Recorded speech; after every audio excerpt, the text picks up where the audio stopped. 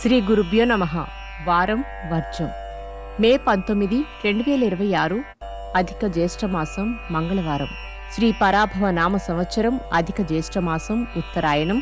గ్రీష్మ ఋతువు శుక్లపక్షం రోహిణీ కార్తె. తదియ మధ్యాహ్నం 2 గంటల 22 నిమిషాల వరకు. నక్షత్రం మృగశిర ఉదయం 8 గంటల 43 నిమిషాల వరకు. వర్జం సాయంత్రం 4 గంటల 14 నిమిషాల నుండి 5 గంటల 40 నిమిషాల వరకు. దుర్ముహూర్తం ఉదయం 8 గంటల 10 నిమిషాల నుండి ఉదయం 9 గంటల 2 నిమిషాల వరకు. మరలా రాత్రి 11 గంటల 43 నిమిషాల నుండి రాత్రి 12 గంటల 35 నిమిషాల వరకు.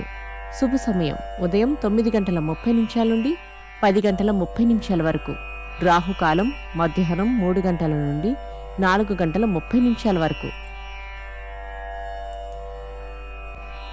ద్వాదశ రాశుల వారు ఈరోజు చేసుకోవాల్సిన పూజలు: ఎరుపు ఒత్తులతో అష్టమూలికా తైలంతో కుజగ్రహం దగ్గర దీపారాధన చేయండి. సర్పదోషాలు పోతాయి.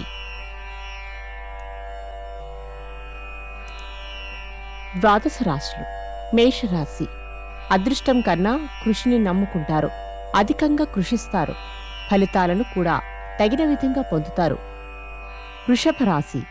అంతర్లీనమైన వేదాంత ధోరణిని కనబరుస్తారు. వివాదాస్పద అంశాలకు అయినంత దూరంగా ఉండండి. మిథున రాశి. ఉద్యోగంలో అధిక శ్రమ. అబద్ధాలు చెప్పి పని తప్పించుకునే వారి వలన ఇబ్బందులు సంభవిస్తాయి. కర్కాటక రాశి.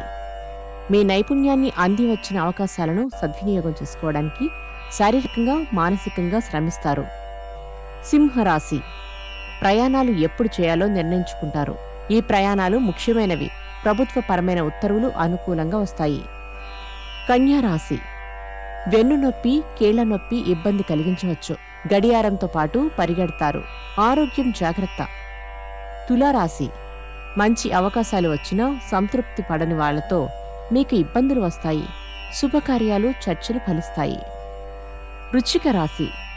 స్వంత వాళ్లగా భావించిన వ్యక్తుల రహస్యాలు మీ దగ్గర దాచడం మీ కోపానికి, అసంతృప్తికి కారణమవుతుంది. ధనస్సు రాశి. భూమి సంబంధమైన విషయాలు, కొనుగోలు, అమ్మకాలకు సంబంధించిన వ్యవహారాలు లాభిస్తాయి. వస్త్రలాభం. మకర రాశి. గతంలో ఆగిపోయిన అమ్మకం వల్ల లాభం పొందుతారు. ఆశించిన వాటిపై అంతగా లాభాలు రావు. బంధువుల కలయిక. కుంభరాశి. యాదృచ్ఛికంగా చేసిన కార్యక్రమాల వల్ల ప్రయోజనాలు ఎక్కువగా ఉంటాయి. కపటం లేని మనుషులు సాయంగా ఉంటారు. మీనరాశి. నూతన బాధ్యతలు సంతోషం కలిగిస్తాయి. బాధ్యతల వెనుక ఉన్న సమస్యలు ఒక్కొక్కటిగా మీ ముందుకు వస్తాయి. నమస్కారం.